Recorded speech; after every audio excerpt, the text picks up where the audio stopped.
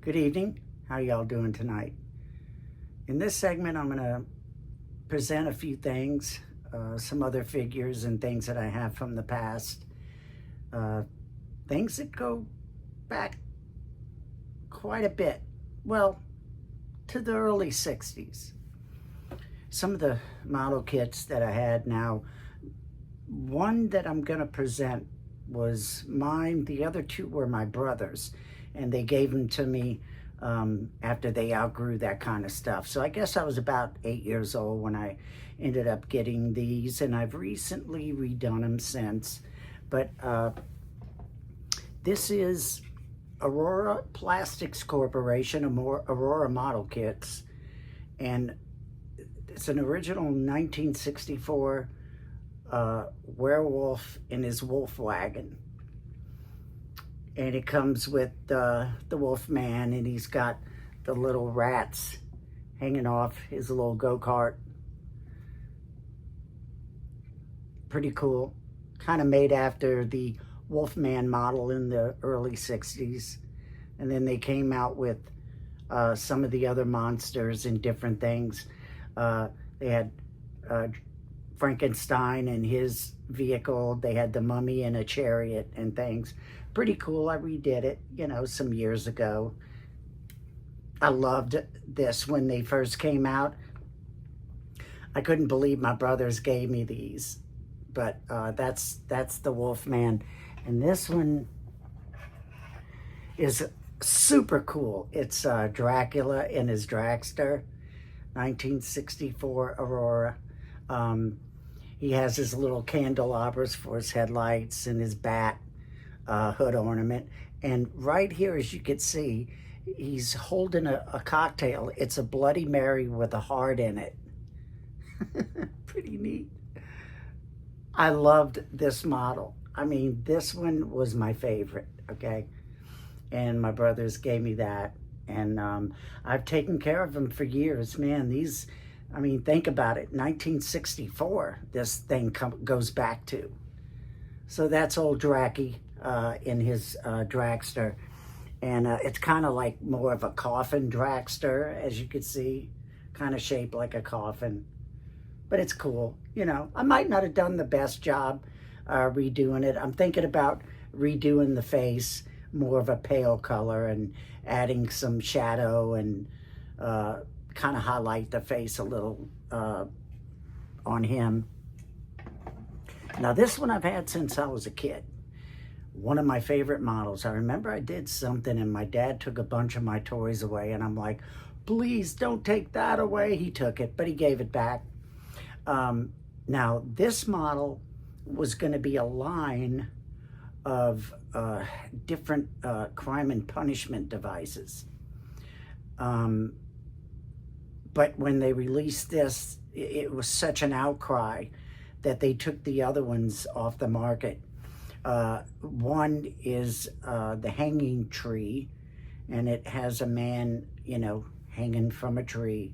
The other one was an electric chair, the rack, and I can't remember.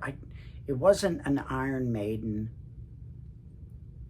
It wasn't a hanging cage, because Aurora did come out with things like that when they came out with Dr. Deadly and Vampirella and all them. But this is from 1967, and it's the Guillotine. And they were selling this thing to kids, man. And it really works. It really works. And, you drop the thing and his head comes off and goes into the basket. But yeah, so there was a huge outcry, from parents that kids were getting this model kit. And yeah, man, that's crazy. That is so crazy, man. But yeah, that's the Guillotine, and it comes with the little, I guess, French peasant, maybe. I don't know. Could have been a French soldier that went rogue. Who knows? Back then.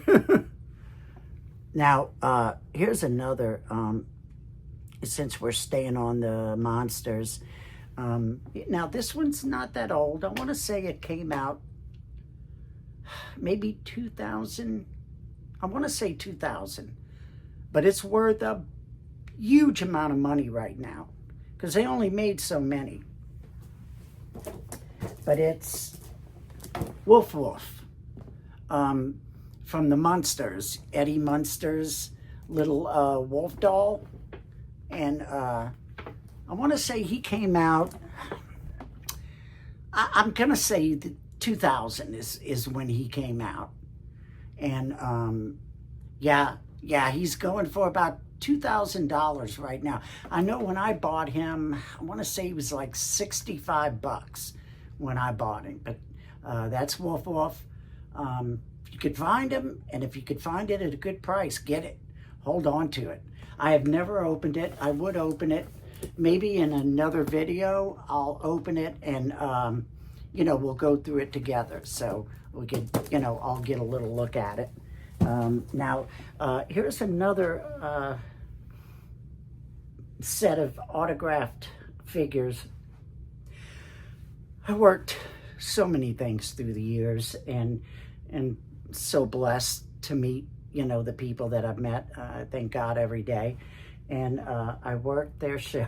Look, when I tell you, great guys, I know I say that about everyone, but look, when I tell you someone is great, they're great. But they autograph, I get stuffed autographed to my daughters. Before I had the kids, I'd get a lot of stuffed autographed to me or just autographed, Now, what you could do if you have something that's personally signed to someone and you want to sell it, but you don't want their name on it, just take a little rubbing alcohol. If it's done with a Sharpie, take a little rubbing alcohol and you could rub the name off, depending on what it's written on.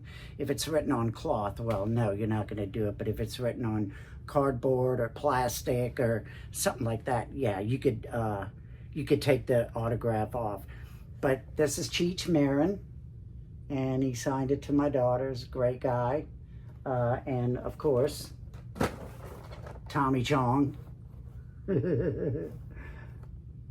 Yeah, I worked their tour. Look, one night at the end of the show, they asked if I felt like going out with them. They were going to have a coffee, actually. They weren't drinking, but they're like, come on with us, let's, come have a coffee with us. And I'm like, okay. I'm like, oh my gosh, I'm going out with Cheech and Chong, man. This is going to be a party. It's going to be crazy, man. Oh my gosh, I can imagine who's going to be there. The place that we went to was in the, oh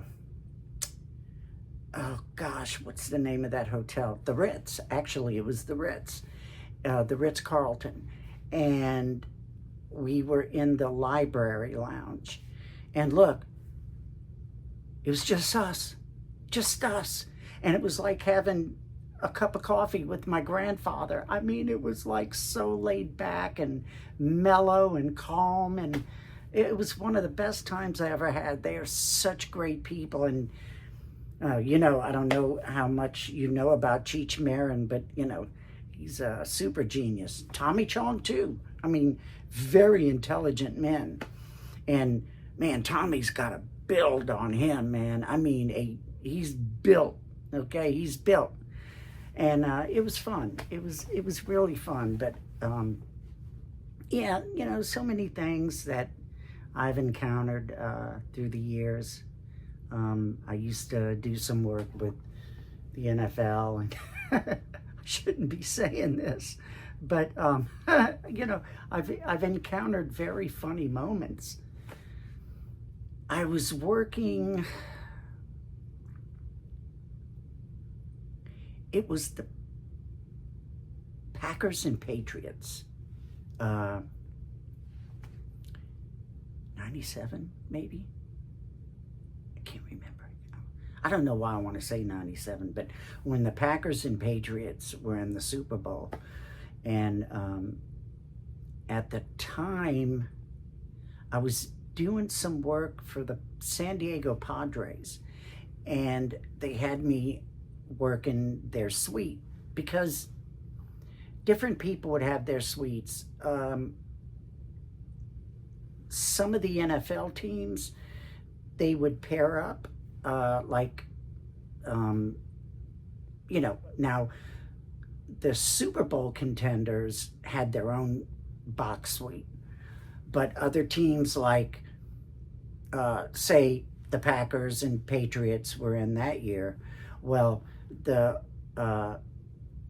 Oilers and the another AFC team would share a suite.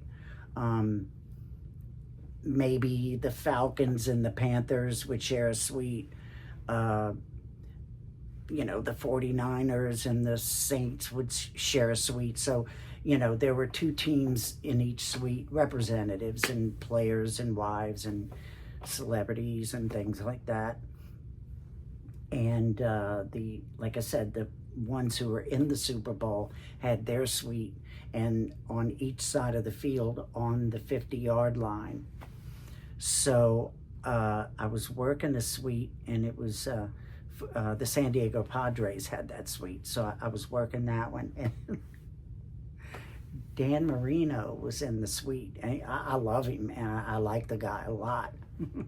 But it was so funny. Look, for some reason, they had a cardboard cutout, life-size cardboard cutout of Joe Montana in the suite. And, so Dan Marino didn't take too kindly to it. But I remember there were these two girls. They could have been models. They were pretty tall, very pretty, and they kept trying to, talk to Dan Marino. And I'm sitting there, and the door to the suite was open, and all of a sudden he gets to the door, and the girls are talking to him, and they're like, "Oh, won't you let us in? Won't you let us in?" Look, he looks at him, and he screams, "Off! F off," and slammed the door in their face.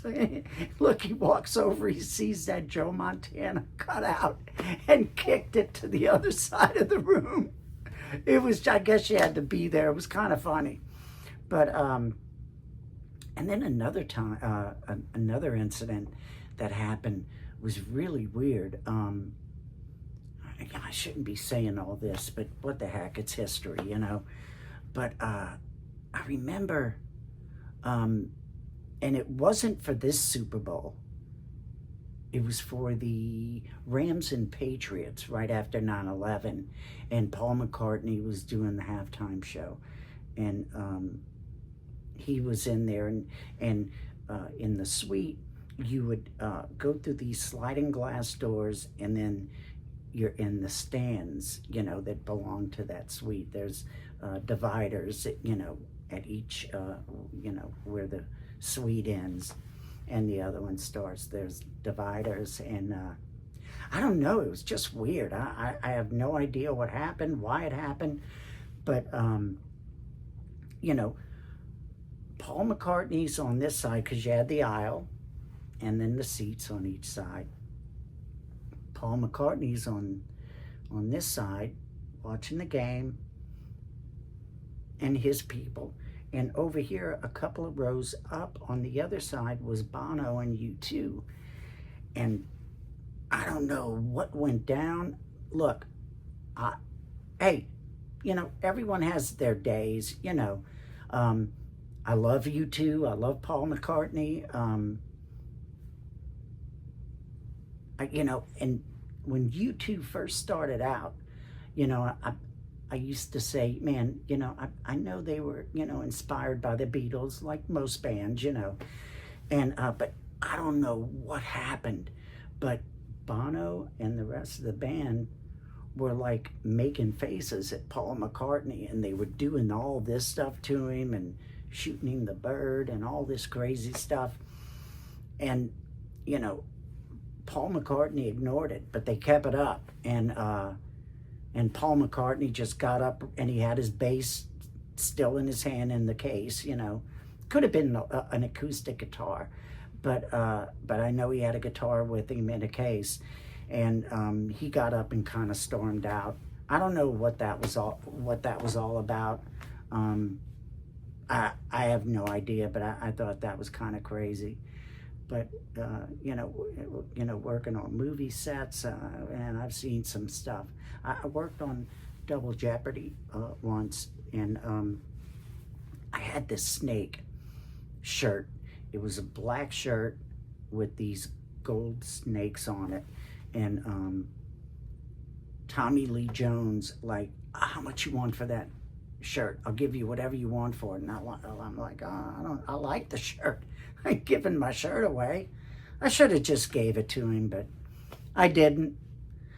If I would have had another shirt, maybe, if he, would have talked me into, one of his shirts or something, more valuable, maybe. But I thought that was kind of cool that he liked the shirt.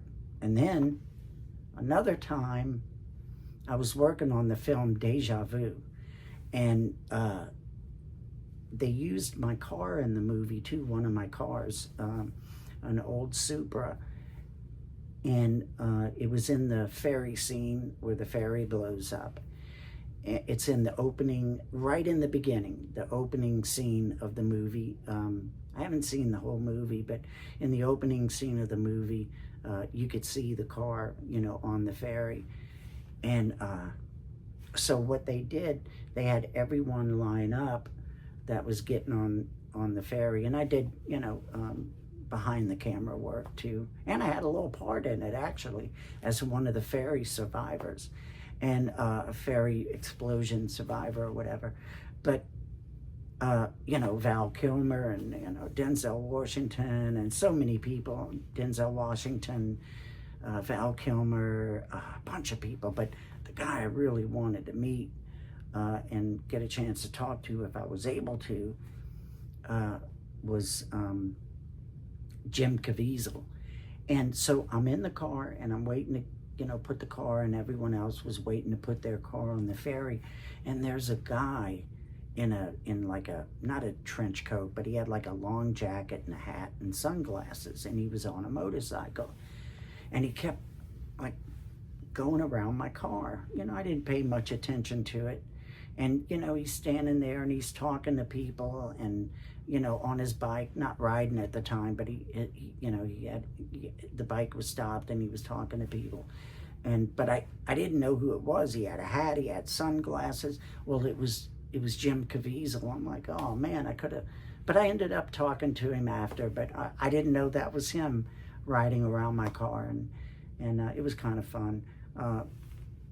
Jean-Claude Van Damme too, had some really fun times with Jean-Claude, and so many people. But I just wanted to make it quick and show you some of these little figures and stuff, and I'll be doing another presentation in a couple of days, so I'll kind of pull some stuff together.